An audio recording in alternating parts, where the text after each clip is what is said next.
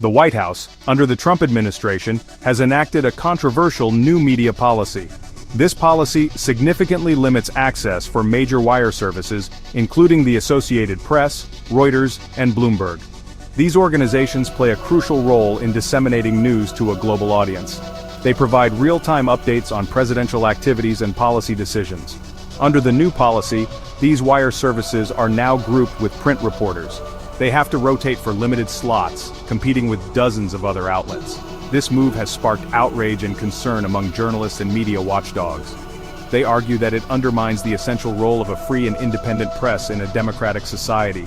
The policy grants the White House unprecedented control over which media outlets have access to the president. It raises serious questions about transparency and accountability. Critics fear that this could lead to a biased flow of information, favoring outlets that align with the administration's views.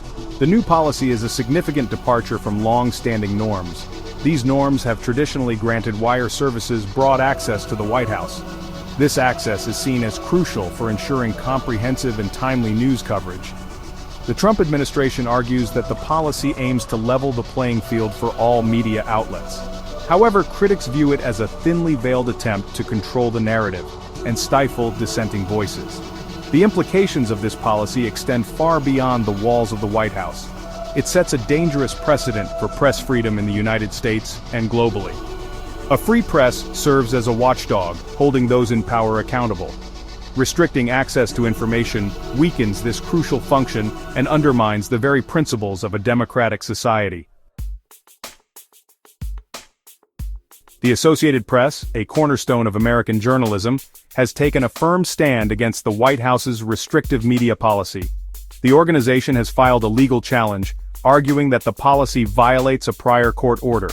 This order, stemming from a previous lawsuit, mandated that the White House treat the AP on par with other established news organizations. The lawsuit in question arose from the Trump administration's demand that the AP rename the Gulf of Mexico according to the president's preference.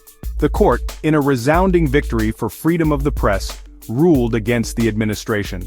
The court recognized this demand as an infringement on the AP's First Amendment rights. The AP's current legal challenge argues that the new media policy is a blatant disregard for the court's previous ruling. By relegating the AP to a rotational system alongside numerous smaller outlets, the administration is effectively diminishing the AP's ability to fulfill its role as a leading news provider. This, the AP contends, is a direct violation of the court-ordered mandate for equal treatment. The case is now in the hands of the judiciary, with all eyes on the outcome. The court's decision will have significant implications for the future of press freedom under the Trump administration. A ruling in favor of the AP would reaffirm the importance of a free and independent press, sending a clear message that attempts to control the media will not be tolerated. Conversely, an unfavorable ruling would embolden the administration, potentially leading to further erosion of press freedoms.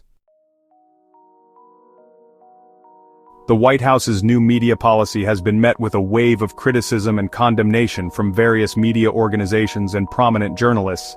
Reuters and Bloomberg, two other leading wire services affected by the restrictions, have joined the Associated Press in denouncing the policy. They argue that it undermines their ability to provide accurate and timely news to a global audience. John Micklethwait, editor-in-chief of Bloomberg, emphasized the crucial role wire services play in holding power to account. He argued that restricting their access to the White House is a threat to transparency and accountability. Lauren Easton, a spokeswoman for the Associated Press, expressed deep disappointment with the policy, criticizing it as an attempt to control the flow of information. The White House Correspondents Association, a nonprofit organization representing journalists who cover the White House, has also voiced strong opposition to the new policy. Eugene Daniels, president of the WHCA, expressed concern that the policy gives the administration too much power to control which media outlets get access to the president. This, he argues, could easily lead to viewpoint discrimination, where outlets that are critical of the administration are sidelined. The outcry from the media community highlights the growing concern over the Trump administration's increasingly adversarial relationship with the press. Critics argue that the new policy is just the latest in a series of attempts to undermine and discredit the media. They warn that such actions erode public trust in journalism, and create a climate where the free flow of information is under constant threat. The Trump administration's new media policy, while presented as an attempt to level the playing field, appears to be part of a broader pattern. This pattern involves granting preferential treatment to media outlets perceived as friendly or sympathetic to the administration's agenda. Conversely, outlets known for their critical coverage often find themselves sidelined or facing obstacles in accessing information. This trend has been particularly apparent in the White House press briefings. Under the leadership of Press Secretary Karoline Leavitt, there has been a noticeable shift in the selection of reporters called upon to ask questions. Outlets with a history of favorable coverage of the Trump administration, some with a more partisan leaning, are frequently given priority. This often comes at the expense of established news organizations with a reputation for rigorous and impartial reporting. This selective access has further fueled concerns about the administration's efforts to shape the narrative and control the flow of information. Critics point out that by prioritizing friendly voices, the administration can effectively control the questions being asked and limit the scrutiny its actions receive. This creates an environment where dissenting viewpoints are marginalized and the public is presented with a skewed version of events. Section 5. The erosion of a pillar, freedom of the press under threat. The White House's new media policy, with its restrictions on wire services and apparent favoritism towards certain outlets, has ignited a crucial debate. This debate centers on the health and future of press freedom in the United States. The freedom of the press enshrined in the First Amendment has long been considered a cornerstone of American democracy. It acts as a safeguard against tyranny, ensuring that the public remains informed and empowered to hold their elected officials accountable. The current administration's approach to the media, however, has raised alarm bells among press freedom advocates and media organizations worldwide. The deliberate attempts to control the narrative, limit access to information, and discredit critical reporting strike at the very heart of this fundamental freedom. By creating an environment where journalists operate under a cloud of intimidation and uncertainty, the administration risks undermining the public's trust in one of the most vital institutions in a democratic society. The erosion of press freedom has far-reaching consequences. When journalists are silenced or hindered from doing their jobs effectively, corruption can flourish unchecked. Human rights abuses can go unreported, and government overreach can proceed without scrutiny. The public, deprived of accurate and unbiased information, becomes vulnerable to manipulation and propaganda, ultimately weakening the very fabric of a democratic society. The situation demands vigilance and proactive measures from both journalists and citizens alike. The defense of press freedom requires a collective effort to hold those in power accountable, challenge censorship in all its forms, and advocate for transparency and accountability in government. The stakes are simply too high to allow for complacency when the very foundation of a free and informed society is under threat. Section 6. A global chill implications beyond American borders. The chilling effect of the Trump administration's assault on press freedom extends far beyond the borders of the United States. Authoritarian leaders and regimes around the world are closely watching and, in some cases, drawing inspiration from the White House's playbook. The tactics employed by the Trump administration, such as labeling critical media as fake news and actively discrediting journalists, are being replicated in countries where press freedom is already under siege. This has created a dangerous domino effect, emboldening autocratic leaders to further crack down on dissent and control the narrative within their own countries. The erosion of press freedom in the United States, a beacon of democracy and free speech, sends a disheartening message to those fighting for these values globally. It weakens the moral high ground from which the United States has historically advocated for the rights of journalists and the importance of a free press worldwide. The interconnected nature of today's world means that the fight for press freedom is no longer confined within national borders. What happens in the United States reverberates globally, impacting the lives of journalists and citizens fighting for transparency and accountability in their own countries.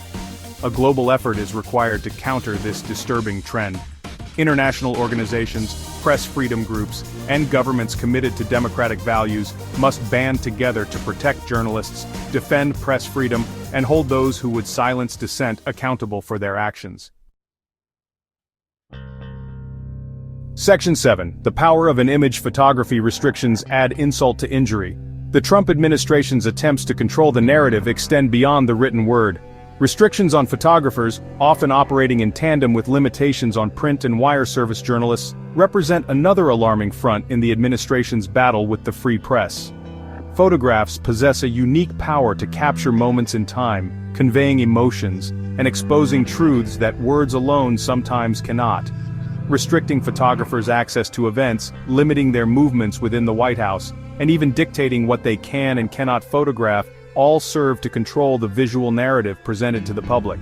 This manipulation of imagery can have a profound impact on public perception, shaping opinions, and potentially masking realities that the administration might prefer to keep hidden. The case of AP photographer Evan Vucci and correspondent Zeke Miller stands as a stark example of the challenges faced by photojournalists under this administration.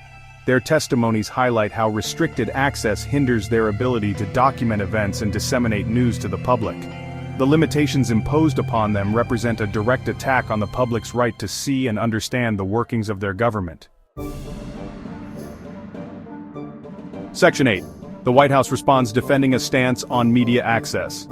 The White House, facing a barrage of criticism over its media policies, has defended its position, arguing that press access is a privilege, not an inherent right. Officials maintain that the administration has the prerogative to manage media access as it sees fit, prioritizing what it deems to be the most efficient and effective dissemination of information to the American people.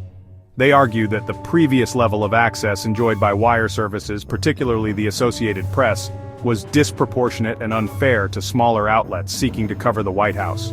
The new policy, they contend, levels the playing field and ensures a wider range of voices and perspectives are represented in the coverage of the administration. Furthermore, the White House has pushed back against accusations of bias in its interactions with the media.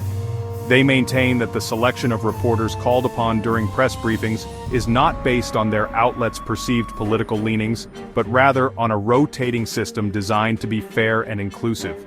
Critics, however, remain unconvinced, pointing to numerous instances where friendly voices appear to be given preferential treatment. The White House's defense of its media policies rests on the assertion that it is acting in the best interests of the public, ensuring a fair and balanced flow of information. However, the administration's actions, particularly its attempts to control the narrative and discredit critical reporting, raise serious concerns about its commitment to transparency and accountability. Section 9. A free press, a cornerstone of democracy, a call to action. The ongoing battle over press freedom in the United States serves as a stark reminder of the fragility of democratic institutions and the constant vigilance required to safeguard them.